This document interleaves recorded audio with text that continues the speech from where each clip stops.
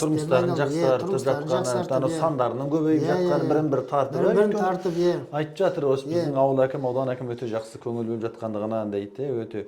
Онун көйүн сол жаңеги береке бирликтеринин жакшылыгынан. Жалпы сиздердин ауыл мал чарбачылыгы болму же эгинчилик, дыйканчылык абылмы? Бизде дыйканчылык менен мал чарбачылыкты бирге алып косуп жүргөн. Өйткөнү азыркы кезде дыйканчыларга жанагы үлкөн дыйканчыларыбыз олардын өздөрү мал ыстайт. Олардын өздөрүнүн жайылымы бар. Жанагы ауылдун малынан бөлөк, олардын бөлөк жайылымдары бар. Жанагы дыйканчы эгиндерин эгет дагы малдарын да коса алып жүрөт. Енді мына ауылға бөлінген ортақ жер бар ғой, жеткілікті. Қанша гектар жер мөлшері ауылға ортақ? Ауылға ортақ бір шамамен бір 3000 гектардай болады. 3000 гектар аз жер емес. Аз жер емес. Оған жағалай мына жолдың әр жақ бетінде ғана бер қарай жақын. Қалғанын жаңа көріп отырсыздар, есілдің жағы о жақта егілмейді. Тек қана малға деген жағдай. Осы мына өзеннің бойы қалың, ойлы шұңқырлау, саздық жер бір екен, неге жаман жайлысы екен ғой сонда. Бізде енді малға өте қолайлы жер ғой. Өте қолайлы жер. Шөп деген жеткілікті, шабындып жер бөлек, одан бөлек есіл өзеніміз бар, одан бөлек көлдеріміз бар, шағын. Малға не керек? Бірінші су керек, содан кейін шөп керек. Ол жаз бойы сол жақта жүреді. Жаңағы қандастарымыз малдан бөлек қымыз сауады. Бізде ауылымызда қымыз болмаған. Мында келіп екі бір қандасымыз, міне уже Қытайдан келген қандастарымыз 3-ші жылға кетті. Біреу 2 жыл, біреу 3-ші жыл қымыз сауады. Бие байлап қымыз аштан екен ғой. Оннан астам бие байлап қымыз сауады. Сау мал бар оның ішінде, пайдалы, емге жақсы. Соны елдер барып, соған барып қымыз ішеміз. 2-ші жыл қатарынан 3-ші жыл кетті. Қымыз барып, қымыз ішіп, бағасы да қолжетімді. Олар да пайдасын көреді, ел де жаңағы таза қымыздан ішеді. Оның өзі бір жақсы. О да бір кіріс оларға. Міне жаңағы Тоқтарбек деген қандасымыз Қытайдан келген. Өткен жолы бір кигіз үй құрған, қазақ үйі. Биыл 2-ші кигіз үйін құрды. Жаңағы ол дегеніміз жаңағы қазақи дәстүр бойынша соны дамытпақшы. Соны жаңғыртып, кигіз үйде отырып қымыз ішу деген ол бір демалыс қой, керемет. Таптаза басынан барып ішу. Түйе әкелем деген ой бар болашақта. Бір-екі түйе әкелем. Шүбат ашып.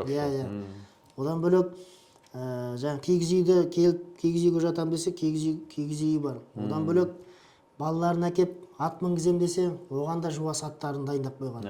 Ол да бар. Бір демалыс орын ашпақшы екен де. Болашақта қазір бастамасы жаман емес. Көз үйренді, ел үйренді ең біріншісі. Көрші ауылдар келеді, міне қымыз деп бізге келеді. Бұрын біз өзіміз қымыз деп көрші ауылдарға барып едік, енді қазір бізге өздері келеді. Қымыз бар ма, мына жақтың қымызы балғымыз екен деп.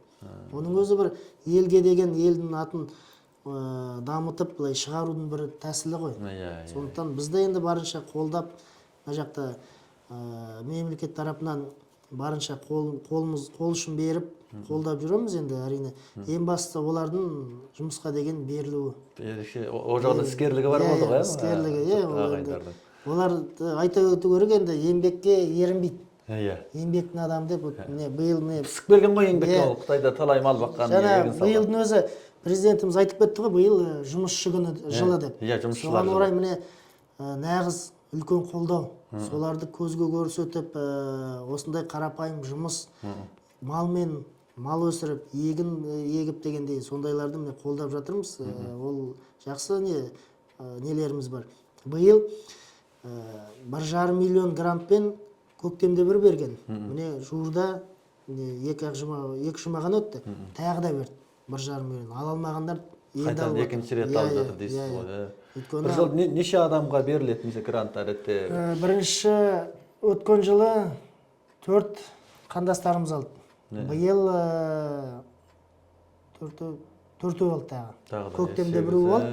Қалған енді екінші рет берілмейді ғой. Қалған шуы міне жуырда алды. Тағы да алды. Негізінен дерліктей алды. Шуы да бірдей Қытайдан келгендер алды. Өйткені олардың мал бағуға деген ынтасы бар. Қандас деген мәртебесі болып бір тағы, анда грантта қандас мәртебесі болу керек. Көп балалы ата-ана болу керек. Мүгедек бала бағып отқан отбасы болу керек. Асыраушысынан айырылған отбасы болса сондайларға грант мемлекет тарапынан сондай көмек бар. Сондықтан соны енді оларға да біз жеткізіп отырамыз. Енді жай қол қусырып отырмай алып баққандар бар да. Мал басын көбейтіп. Міне екі қандасымыз ағайындылар, Қастер, Қайсар деген. Олар биылдан бастап сүт тапсырып, біраз өз күнін көріп отқаны бар. Енді былай айтқан кезде 1 миллионға жуық ақша табады. Айына. Тек қана сүтпен ғана. Одан бөлек ауылдың малын бағады. Оған бөлек ақша алады. Сосын бір Қытайдан келген қандасымыз ол жылқыны бағады. Ауылдың біткен жылқысын бағады. Одан 1,5 миллиондай пайда көреді. Айына 1,5 миллион. 1,5 миллион деген сөз 20 мың ен ғой. 8-9 ай бағады. Сосын ауылға таратады. Жылқы енді жылқы малы кешкіреді ғой қораға. Қыстың қар қалың болмаса ол қыста да жүреді. Жаңағы жас жабағы құлындарын қораға береді дағы. Ірілерін сол қыс бойы сол тебінде даламен шөп тебінде жүреді. Қар қалың болған кезде ғана енді аса көбінде сол далада жүреді. Үлкен бір апаттап кететін жағдай болмаса негізі. Бізде енді шөпті көрдіңіздер. Шөп биік, қар жауса да ана текпенмен көп теуіп керек емес, бәрі шөп шығады. Әдемі. Онда енді ол да бір жұмыстың бір түрі ғой. Әр түрлі жұмыс көп екенде мүмкіндік бар екен де бұл жерде көшіп. Ал енді қанша әлі де көшіп келушілер болып жатса, енді осы біздің экранда көріп отырған қандастар болсын, басқа да көшіп келуші ағайындар болса, енді осы ауылдың жағдайын жақсы екендігін, мүмкіндігін бәрін көріп отыр. Көшіп келушілер болса, қанша қабылдай аласыздар әлі? Көшіп келушілер болатын болса, әрине біз әрқашан есігіміз ашық. Ең бірінші көрермендер болса, келіңіздер деп айтамын. Ең бастысы бізге еңбектен ерінбейтін адамдар керек. Оған енді жаңағы сұрап отырсыз, қандай жағдайларыңыз бар? Бізде қазіргі уақытта жаңағы үйлерден 3 үйіміз бар, бос тұрған. Соның біреуін өткен жуырда міне бір қандасымыз келіп, көріп, ұнатып сол үйді алам деп құжаттарын дұрыстауға кетті Қытайға. Енді былай айтқанда 2 үйіміз бар. Одан бөлек бізде тек қана мемлекет тарапынан тегін үйден басқа бізде тағы 50-50 деген бар бағдарламасы. Одан бізде ауылдың ішінде бір 10-нан астам жуық үйлер сатылымда тұр, жергілікті тұрғындардың, көшем дегендердің. Солардың 10-нан астам үйлері бар. Мысалы, бізде 4 миллион тұратын болса орташа есеппен үйдің бағасы. Соның 2 миллион мемлекет көтеріп береді, 2 миллион келетін адам өз төлеп сатып алады. Сол кезде оның өзі бір көмек қой. Жартысын төлеп беріп тұр. Ол жерде ол үйлер енді қай жермен жақсы? Оның уже жаңағы қорасы, моншасы, барлығы дайын, сумкасымен келіп тұра береді. Сондықтан оны да ескеру керек. Соны өйткені ол уақытпен тексерілген үйлер. Айтқан кезде жылы, кейбіреуінде отынымен, кейбіреуі қосып көліктерін жаңағы тракторлерін де сатып аққандар бар. Өйткені жақта шаруашылыққа керек нәрселер ғой. Мөлшермен ортақ бағалар қаншадан тұрады? 4 миллион. 4 миллион деп тұрмаз? Бірде 3 миллион, бірде 5 миллион, енді орташа есеппен 4 миллион аясында. Сондай бағамен. Өйткені бәрінің де өзіндік есебі болсын, ошақ келетін болса, соған лайықты қаражаттарын дайындай келе ме деп, соның бәрін тәптіштей сұрап жатқанымыз сол ғой, қандастар. Одан бөлек енді біз тек қана мал шаруашылығымен айналысып, біз соларға қарап отырмаймыз. Енді бізді жұмыс орындары болған кезде оларды жұмысқа тартамыз. Жаңадан салынған мәдениет үйінде бізде 2 осылай көшіп келген қандастарымыз жұмыс істейді. Біреуі Қытайдан келген, біреуі енді ішкі қойшы жолмен келген, сонда жұмыс істейді. Ол 1 сөтке жұмыс істейді, 3 сөтке малын қарайды. Айлығы 150 мың шамасында. Ауыл жерге ол жақсы айлығы. 3 күн демалады, бір күн істейді, 3 күн демалады. Қалған 3 күнді өз шаруасын айналдыра береді. Малын қарайды. Жаңағы огородында жеміс көкөнісін өсіріп қарайды. 1 сөтке жұмыс істейді дағы, сосын қалғанында өз шаруасын айналдыра береді. Енді біз барынша жұмыс болып жатқан кезде біз тек қана оларға ғана емес, біз енді жергілікті тұрғындарымыз бар. Олар да жұмыс сұрап келген кезде, олар да көз қарасын қараймыз. Өйткені екі жақта енді тату болу үшін біз екі жаққа бірдей қарауымыз керек. Былай айтқан кезде біз енді екеуінде бір көпір сияқтымыз ғой. Тең ұстап тұру керек тең ұстап тұруымыз керек. Ертең сол теңдіктің арқасында бірін-бірімен тату өмір сүріп кетеді. Ертең қызғанышын қоздырмайсыз ғой. Бір 10 жылдан кейін Алла қаласа осы келген қандастарымызды қандас емес, біз жергілікті тұрғындар деп айта бастаймыз. Өйткені ол шынымен де осы жаққа балаларын оқытып, осы жақтан балаларын оқып бітіріп, кейбірі көп қандастарымыз бұл жақта балалы болып оққандар бар. Ана жақтан 2 баламен келсе, бұл жақтан 1 бала, 2 бала үстінен тағы осы жақтан дүниеге әкеліп оққандар бар. Олар да уже бұл жақтың тұрғыны ғой. Тұрғыны ғой, жергілікті тұрғын болып кетеді. Тамған жер. Сондықтан ол да уже осы жақтың тұрғыны. Ертең бара-бара кейіннен келгендерге қандас десек, бұлар уже жергілікті тұрғындар деп айтамыз. Енді сол ғой енді. Біздің мақсатымыз енді осы жаққа сіңіріп алып бару осы жаққа. Тұрғыны болсын деп. Жақсы, керемет әңгімеңізге барлық негіз жағынан түсінікті болды ғой деп ойлаймыз. Біздегі тыңдарман, көрермен, оқырмандарға біз енді жалпы мақсатымыз әрбір ауылды, табиғатын, елін, жерін шынайы ақпаратпен осы қамтамасыз ету. Бастысы жаңағы шаруалардың өзі, малшылардың, егіншілердің өзінің аузынан сөйлеп тұрып жатырмыз. Соның кейін осы жалпы әрбір ауылға, ауданға жауапты әкімдердің аузынан қандай мүмкіндіктер бар, көшіп келушілерге деген кейбір үкіметтік саясаттар бар.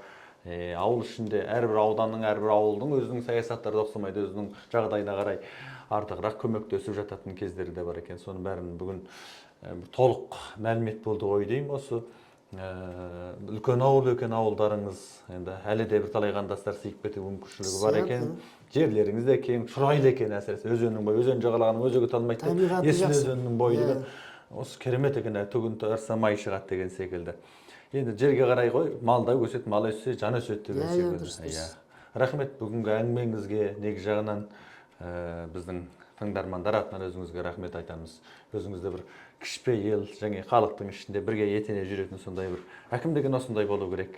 Әкімнің кеңсесінде отырғандай емес, өзіміздің бір ағайын, достың, бір керемет бір сырласымыздың кеңсесінде отырғандай емен жарқын әңгімеде болдық. Рахмет, сау саламет болыңыздар. Сіздерге де рахмет, осылай уақыттарыңызды бөліп, біз енді біреуіне жеткіземіз, біреуіне жеткізбейміз. Сіздердің арқасында біздің еститін адамдарымыз көп болады. Жаққа келемдеушілер көп болады. Сондықтан сіздердің де еңбектеріңіз жана берсін. Сіздердің істеп жатқандарыңыз көзге көрінбесе де, ол үлкен жұмыс. Өйткені бізден естіп сыртқа жеткізу ол үлкен жұмыс. Ол көзге көрінбесе де, сіздерге байланысты басқа жаңағы елдерден қандастарымыз мынаны көріп, мысалы келетіндер де көп болады. Сондықтан сіздерге рахмет үлкен.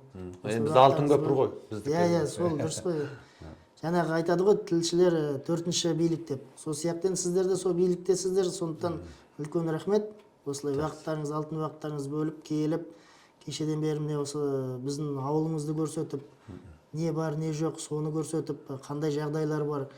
Соны енді 100 адам көрсе, соның ішінен 10 адам келсе де, қандай бізге жақсы. Сондықтан сіздерге сәттілік тілеймін. Болашақта келіп жатқан қандастарымыз болса, құшақ жая қарсы алып, барынша көмектесеміз деген ойдамыз. Әрқашан осылай аман болайық.